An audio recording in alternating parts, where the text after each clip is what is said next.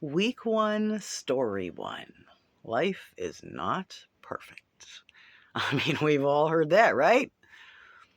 Look at you, kind of awake and stuff. You are listening or reading, and you are probably not stabbing anyone right now. You deserve a treat, you magnificent little sunbeam. This week's game is actually just listening to a short story. Super easy, right? And since it is a story, rather than a game that you can play whenever you want, I am going to send you a new one every day until it is time for next week's first game. So now is a good time to pause the video if you need to get settled here. Let's get the music rolling. All right, if you're on your own, you want to get comfortable.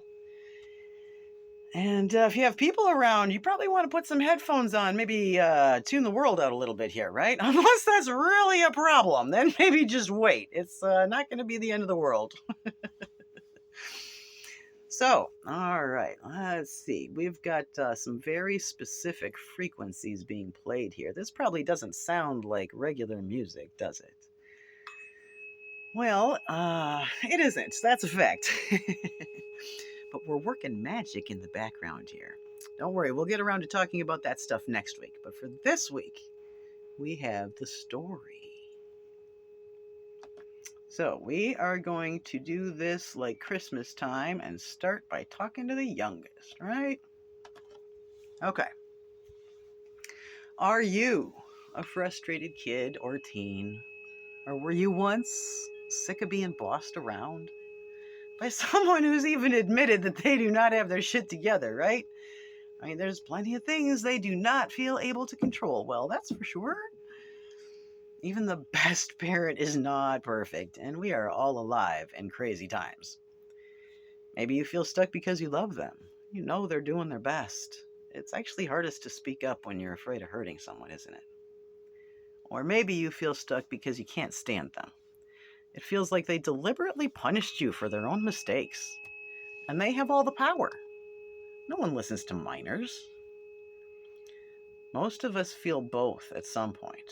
You are not alone. And it doesn't mean that nature screwed up either. If these feelings are memories for you, there never was anything wrong with you or the world for that matter. Even if you already see a little bit, maybe, that you started turning into the very thing you fought.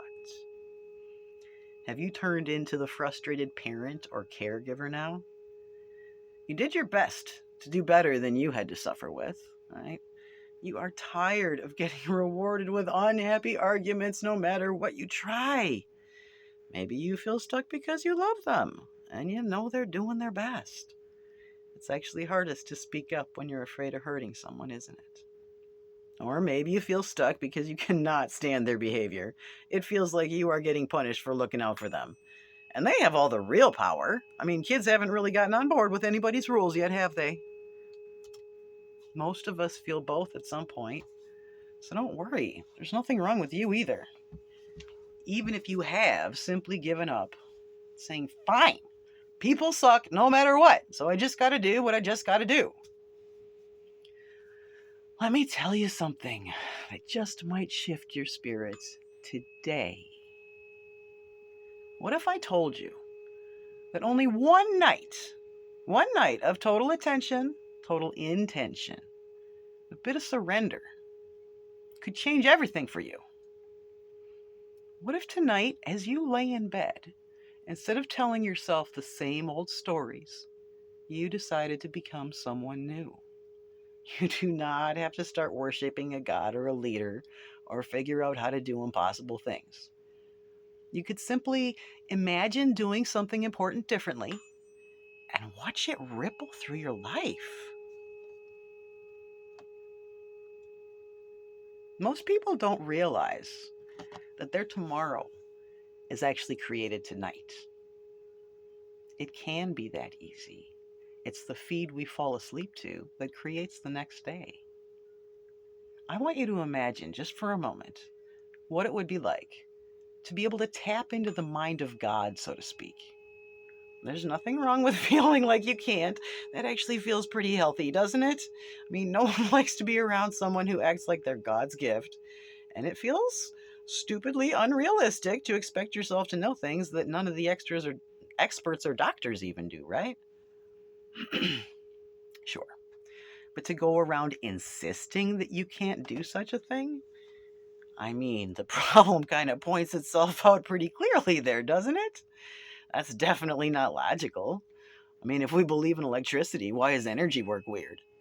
And it's disproved already. I mean, there's been somebody in everyone's belief system that has clearly disproved that by now. Not to mention, this idea is definitely going to wreck the party. Why do we do this stuff? There's actually a secret attraction to believing you are helpless, isn't there? I mean, if there's nothing you can do, then there is no point in wasting effort and risking more painful failure. Change can be scary, but growth isn't about jumping into the rabbit hole. It's just about letting go of resistance. Baby steps really do work best. There is a reason you are not dead. You're not just lucky or unlucky, however you choose to look at it, right? You've been through some fire. You've tasted betrayal, heartbreak, disrespect.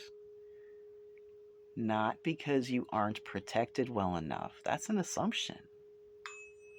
If you stop to look, you'll notice you are protected. It is not dangerous to be yourself. When our energy interferes with another's, we rebound, just like magnets pushing apart. That is not a design flaw. That's the magic that allows each person their own little bubble of experience, free from interference, without restricting anyone else's actions. Now that is a good trick. Many times people say they want to change their experience, but most of the time they mean they want to change their results without changing their choices. And life doesn't play like that. No one can give you anything you're unwilling to choose. Remember or consider this. There is nothing wrong with you. When you heal wounds, there are patterns to unlearn and new things to try, sure. Because what once served a purpose is no longer needed. But there is nothing wrong with the core of who you are, the core of life itself. You are unlearning generations of harm. Remembering untainted love takes time. But you are not going to matter because you only ever feel better the more you play. Right? I mean, this goes against the grain, doesn't it? Even though this is how every baby learns, we can't solve problems by pretending they don't exist. And that's true. But the idea that nothing is perfect, just because we can experience something less than perfection, or that the big picture isn't perfect because, you can experience less than perfection, that's actually a really toxic teaching if you stop to think about it. Problems do disappear automatically without any effort when a being learns to meet their own needs naturally. That certainly sounds like a perfectly designed system, doesn't it? Does it really matter whether you call it God or nature? Well, okay, when someone is out to trick you and the wrong answer sends you to hell, then it seems pretty important indeed, doesn't it? But believing that the existence of negatives has to be a design flaw on nature's part, or else it's the test of a god who wants to determine your worthiness. I mean, these ideas are actually both highly toxically positive. Toxic positivity comes from the idea that good is preserved by destroying evil rather than by balancing all the parts. That doesn't sound like a flawless creator, does it? Letting go of what is no longer needed is in fact the complete opposite of judging it, which is why no one's having any luck. In a world of possibilities, there will always be someone who does not want to hear the barking dog. But if the dog needs to change for everyone else to be happy, then God screwed up, didn't they?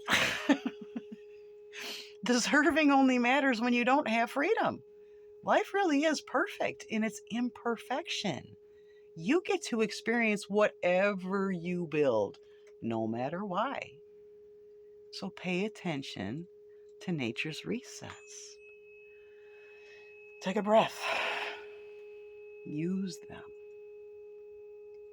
Maybe wonder about this stuff as you wander about the rest of your day, or listen to this again tonight as you fall asleep and wake up to a different tomorrow already. If you're still listening, true congratulations really are in order here.